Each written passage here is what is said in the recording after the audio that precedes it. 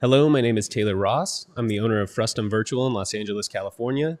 In this tutorial, I'll be covering the setup of the anti-latency pillars. First, I will open the documentation provided by Antilatency. This is on antilatency.com. Navigate to the Developers tab in the upper right-hand corner. Then find this green circle in the upper left-hand corner and select it. Find Hardware, and then find Anti-Latency Pillars. This is the documentation that's provided by Antilatency. I will provide a link to this documentation in the description of this video.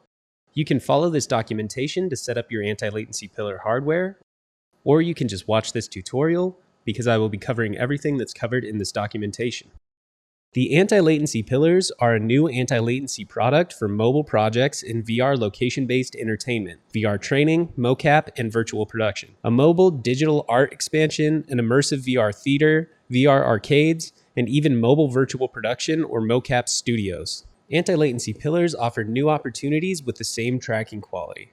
With pillars, you can create a new type of environment, a pillar tracking area. The tracking principles remain the same. The tracker uses active IR markers organized in 3 different patterns on each pillar. This tracking area perfectly fits cases where you can't utilize ceiling, truss, or floor.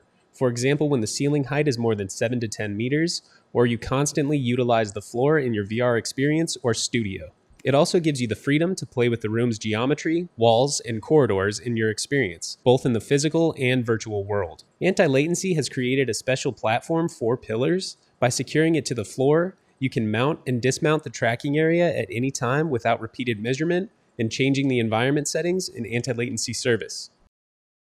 As I just mentioned, the tracker uses active IR markers organized in 3 different patterns on each pillar. Here in example A, you can see that the middle IR marker is closer to the bottom. Here in example B, you can see that the middle IR marker is equidistant from the other 2 IR markers. Finally, in example C, you can see that the middle IR marker is closer to the top. Each pillar weighs only 3 kilograms and consists of 2 parts, the body and the base. It can be assembled quickly and easily, and it can be disassembled into 2 separate parts for convenient transportation. Keep in mind that both anti-latency pillar body and base must carry the same serial number.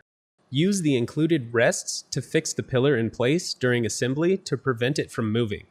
Assembly only takes about 5 minutes. This is how long it takes to fasten these parts together. Start by removing the 3 bolts that hold on the round transportation cap. You will also use these 3 bolts to attach the base. If this is your first time assembling the pillars, there is a plastic strip that protects certain structural elements of the anti-latency pillar during transportation. Make sure you remove this strip after removing the round transportation cap.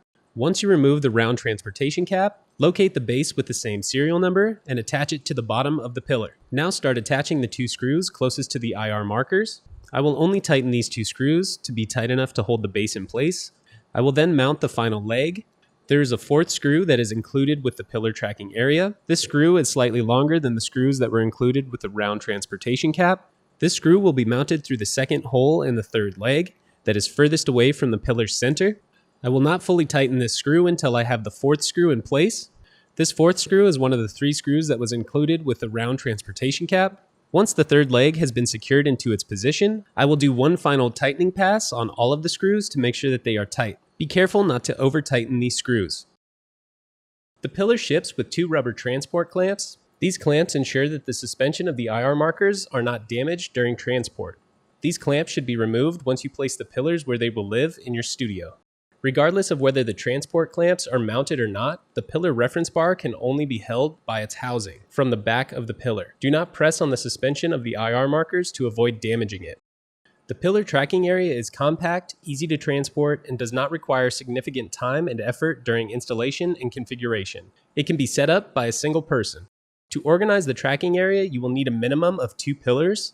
All you need is to place the devices around your space and configure the pillar environment in anti-latency service. In a separate tutorial, I will show you how to set up your vertical environment in anti-latency service. The pillar tracking area setup is really quick. You only need 15 minutes to organize the tracking area. Place pillars in the space in an arbitrary manner, measure the distance between them, configure the vertical environment in anti-latency service, and calibrate it. The tracking area is ready for use. Pillars must be strictly vertical for the best tracking quality. This is why the pillar base has an alignment mechanism that works automatically. It can compensate for 3 to 5 degrees of surface deviation by adjusting the height of the base. Each pillar is powered via a USB Type-C connector, so you can connect it to a power source or use a power bank. There are indicator LEDs at the top of the pillar that will let you know what state the pillar is currently in. If the indicator is green, the reference bar is ready to use. If the indicator is red, the reference bar needs alignment. If the indicator is blue, the reference bar is aligning. If the indicator is purple, the alignment timed out. The repeated attempts of the alignment mechanism to secure a reference bar in the upright position were unsuccessful. If the indicator is flashing red, there is an alignment error due to overcurrent. Hopefully this video was helpful in getting you set up with your anti-latency pillar hardware. Be sure to like and subscribe for more videos, and thanks for watching.